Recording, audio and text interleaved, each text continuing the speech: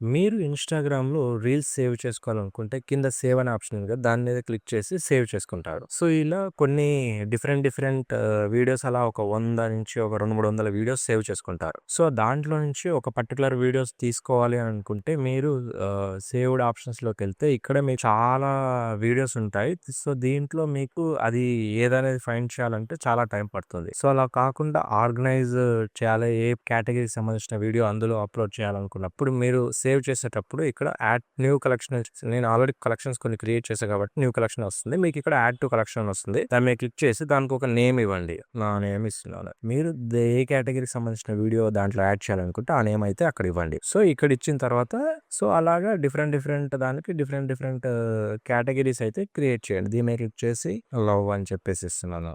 So, ఇచ్చిన తర్వాత ఇక్కడ మీరు ఇప్పుడు ఆ వీడియోని మళ్ళీ చూడాలనుకున్నప్పుడు సేవ్డ్ వీడియోస్‌ని సో, ఇక్కడ మీకు 100 వీడియోస్‌లో కాకుండా జస్ట్ మీకిక్కడ డైరెక్ట్ ఇక్కడ కలెక్షన్స్ ఇక్కడ మేము ఇంతకుముందు క్రియేట్ చేశాగా లవ్ అని చెప్పేసి, ప్రవీణ్ అని చెప్పేసి కలెక్షన్స్‌లోకెళ్తే మీకు ఇందులోనే ఆ వీడియో అయితే కనిపిస్తుందనమాట.